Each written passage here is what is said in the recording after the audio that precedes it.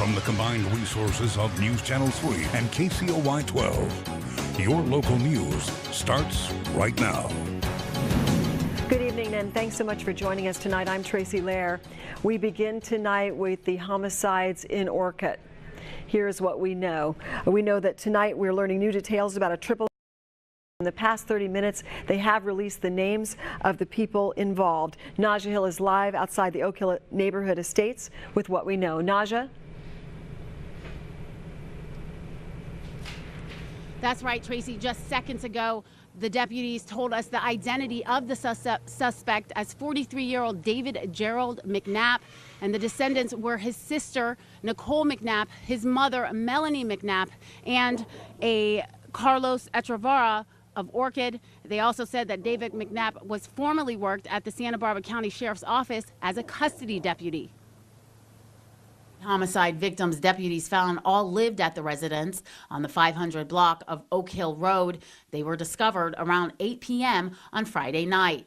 Officials say the victims were brutally stabbed and beaten to death by the suspect, who also lived at the residence. It's just tragic, and it's definitely difficult for all personnel who responded to the scene. They responded to a 911 call reported by an unidentified woman who entered the home and discovered a victim covered in blood in a bathtub. She fled the scene unharmed, and upon arrival, deputies determined the suspect was barricaded inside the home, armed with a rifle. It became a situation where they needed to go in and rescue these people that were inside the home. Neighbor John Glines heard about it when he received a text from the emergency notification officials sent to all residents in Oak Hill Estates advising them not to go outside. I hate it for the victims and for the family, if nothing else. You know, there's violence and danger every place, I understand that, but in our little neighborhood here, we hate to hear of it, and you hate to have that kind of a thing happen to a family, especially around the holidays. The County Sheriff's Department Special Enforcement Team and Sheriff's Hostage Negotiation Team were at the scene, which ended with the armed suspect being shot by officials and pronounced dead at the hospital he was taken to.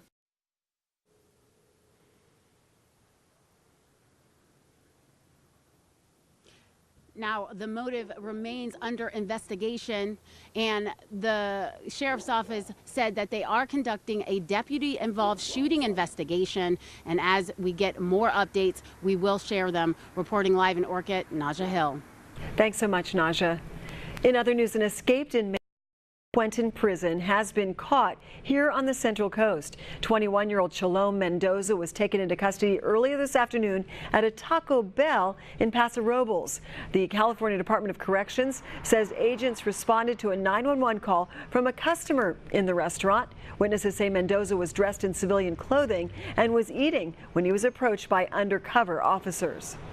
When I was sitting down, I noticed gang task force come in and walked right up to him and told him, he needed to come out of the booth.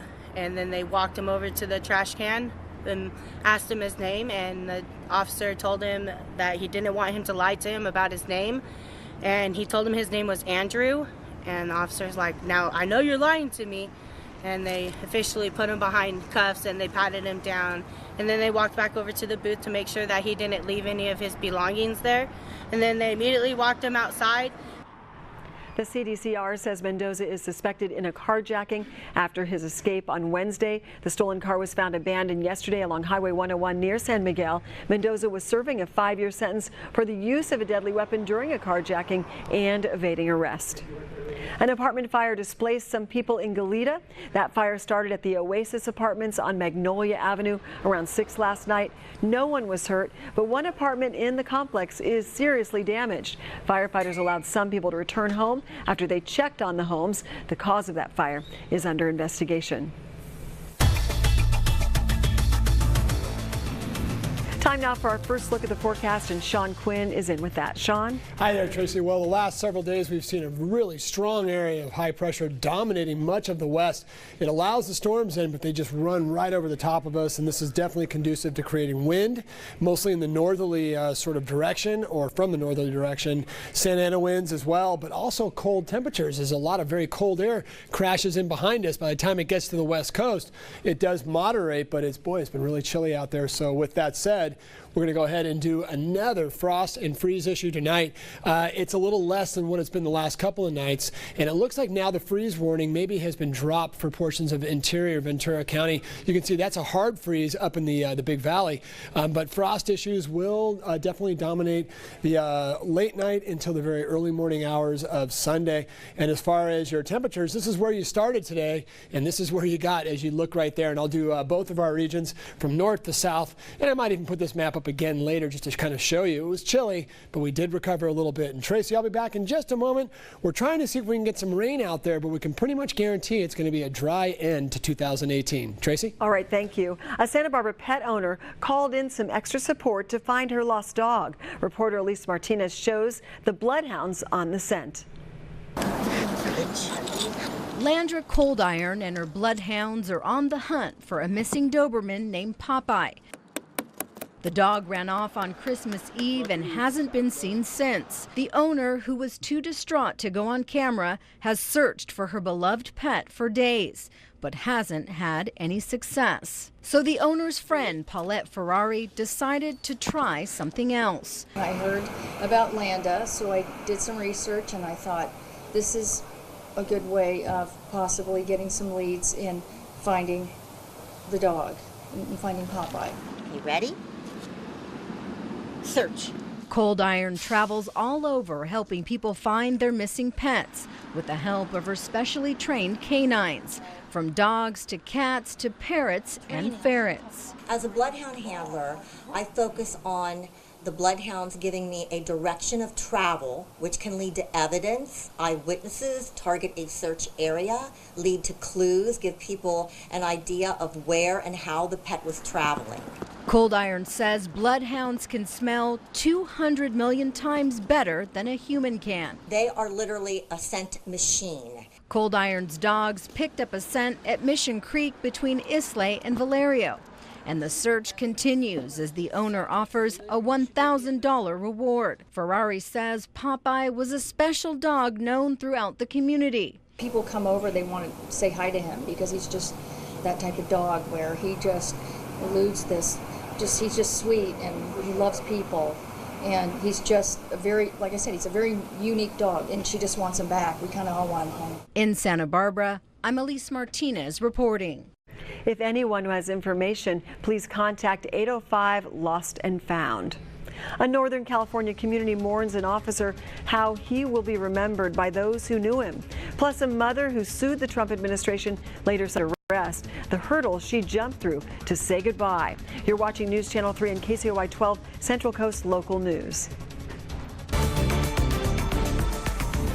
A candlelight vigil provided some comfort for the family of a fallen California law enforcement officer. It took place right after authorities arrested the suspected gunman. Mary Maloney shows us how people are paying their respects to a hero who died in the line of duty. A community mourning a painful loss, gathering for a candlelight vigil to honor Officer Ronil Singh, the Newman, California police officer fatally shot during a traffic stop on Wednesday. Officer Singh's brother, holding Singh's 5-month-old son, remembered his brother as a dedicated family man. He enjoyed his job. From the wife, the family, I'd like to thank all you guys for all the service and everything. His canine partner paying tribute as fellow officers grieved the loss of one of their own. I do not know how I am going to go back to work without him there. The officer's death clearly taking an emotional toll on the small California community just outside of San Jose. You have to understand this was not supposed to happen here. The days-long manhunt for Officer Singh's suspected killer came to an end Friday. Police arrested 33-year-old Gustavo Perez Arriaga at a home in Kern County, California, about 200 miles south of the shooting scene. 7 others were taken into police custody, accused of aiding and abetting the suspect and helping him evade police. Police believe Arriaga was fleeing to Mexico when he was arrested. This suspect is in our country illegally. He doesn't belong here. He's a criminal. I'm Mary Maloney reporting. President Trump has used Officer Singh's death to further his border security efforts, tweeting on Thursday that it's time to, quote, build the wall. That wall, the center of the current partial government shutdown. Funeral services took place today for a boy whose mother sued the Trump administration in order to visit her child before he died. The Yemeni mother obtained a waiver from the travel ban that prevents citizens from mostly Muslim countries from entering the U.S. Her son, Abdullah Hassan, was on life support in a San Francisco Children's Hospital with a terminal brain condition. The 2-year-old and his father are U.S. citizens who live or lived in Stockton. The Council on American Islamic Relations says the boy died last night. And a boy buried in an avalanche survives. We'll show you the rescue people are celebrating in the Alps. And again, a very cold start to the day. We did okay by the afternoon, but if you were in the shade, you definitely felt that sort of chill. Now we are getting a north to northeast flow, which means we should be seeing Santa Ana winds. The only problem with that is they're kind of on the cold variety. We'll try to explain that in just a moment and also talk about maybe the potential for some rain, but not until 2019. Stay tuned, we'll be right back. Rescuers are calling it a miracle. They saved a boy skiing in the French Alps during an avalanche on Wednesday. A section of the snow detached and barreled down the mountain. He was swept 100 meters away and piled under snow. Rescuers thought he'd only have 15 minutes to survive. With the help of a rescue dog named Getro, they located the boy in an hour. He was conscious and airlifted to the hospital with just a broken leg. That is amazing. That is lucky. Wow. Yeah, they got some bad avalanches there for sure. Gosh, and we're getting some, I guess, snowy or wet weather. Yeah, we get the snow a little bit. Okay. The Sierra has been getting some of these storms. They're very cold. They're not overly wet, but they come in from the back door. So we don't necessarily get the rain, but they are getting a little bit of snow up there. So we're doing okay. I'd like to say that in a positive sense. We haven't gotten that rain we've been expecting, but maybe we'll get lucky. Really keeping our fingers crossed there. And it's a cold day out there and a cold night. In fact, when we look at the winds, they're tending to be from the north, although we are getting a little westerly sea breeze right there. And that's good news because it helps to bring in a little bit of moisture, which will help to sort of hold in the daytime heat just a little bit. It's so dry and cool out there that it's not much in the way of any fog threats. And also, this is why you cool off so much overnight, because there's absolutely nothing in the atmosphere to sort of hold down the heat that you may try to get during the day. And as we look at the big map right here and we kind of look away, storm track is definitely holding to the north. This pattern is referred to as an omega block. If you know what an omega sign looks like, maybe from the Greek alphabet, basically what it means is that we are really in a dry sort of rut, if you will. Everything runs up the low pressure system right here, and then there's another low pressure system sort of on the back side, and that hence the big bubble right here, that's your omega of the block. And for us, that typically means we get nothing more than just really crisp, clear days, a little bit of cloud cover. Sometimes the storms do sneak in from the back a little bit, but we just see more wind and cold weather than anything. We're going to hold on to this. In fact, the winds could really kick up again once we get to about New Year's Eve and going into New Year's Day from the north. Then they sort of migrate a little bit more to the northeast, the Santa Ana wind, and it will likely stay on the cool side as the air mass to our east stays very chilly. So looking at the futurecast winds the next couple of days, they do indeed kick up out of the north. Tomorrow afternoon, we may see an advisory for the south coast, and then they turn, as you can see right there, out of the northeast. And that has just been the pattern we've seen for about the last week and a half, 2 weeks. And again, we're going to hold on to this. Now, there may be some brightness at the end of the future, or at the end of 2018 toward 2019, but we don't really see any big rainmakers in the forecast. So the cloud cover at times, a little bit of a high cloudiness here and there, maybe even some interior fog well to our east, but for the most part we stay high and dry cloud-wise. But by next weekend, both of our weather computers are sniffing at something on about next Sunday going into Monday. So that would be the 6th and the 7th of January. Now, both of them do like the idea of a little bit of rain. One of them is a little bit more bullish with the rain. The GFS here is a little tighter with it, but at least it does see something out there, both of them, once we get to that first full week of 2019. And there are your high temperatures for Sunday. Sunday after a very chilly start. Again, frost and freeze issues are a little bit less than they were the last couple of nights, but don't tell anybody in Paso Robles or Atascadero where it will be very cold again. Frost and freeze, though, officially in the Ojai Valley and down through portions of wind-protected Ventura County. Surf is coming up again. We've had waves after waves and no one complaining there, although the water definitely cooled off. I hope everybody got a new wetsuit for Christmas. And there it is right there. The forecast stays dry through New Year's. Going to watch the wind. We stay dry again, and cold mornings giving way to mild afternoons. A little boost in temperatures, hopefully, once we get to about Wednesday and Thursday. And then as we head toward next week, and we'll stop on Santa Maria right there, we start to increase the clouds and bring in a shot for rain. So that would be Saturday would be, I'm pretty sure, the 5th. The 6th this Sunday, I know, because I go back to my other job on Monday, which is the 7th. Maybe some rain about then. Let's hope so, because we need to get back on that routine of some rain. All right. Did you get a wetsuit? No, but I got one back in November. Oh, so okay. All good. Covered for the season. And sort of. End of the college football season here. 2 college football playoff semifinals happening today. We know one team heading to the national championship game. Highlights coming up after this.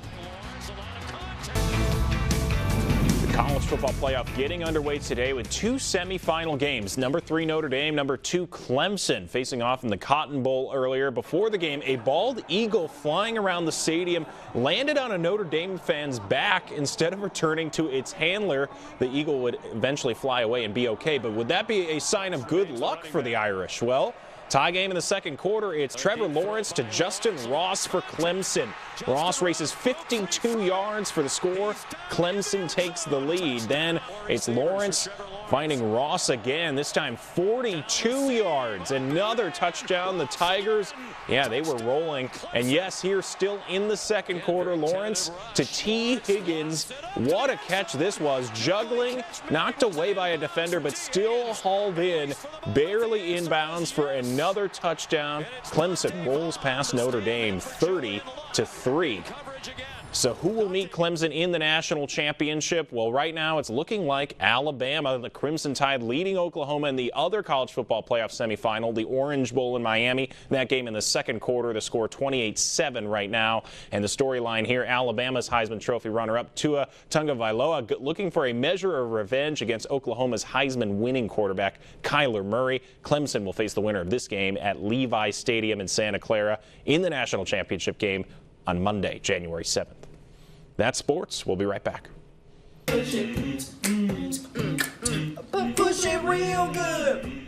A couple getting ready to welcome their new baby girl enjoyed an a cappella performance of Push by Salt and Pepper. They say they got the idea from nurses, and they sang the 80s hip-hop song in the delivery room. Have a good one. We'll see you tonight at 11.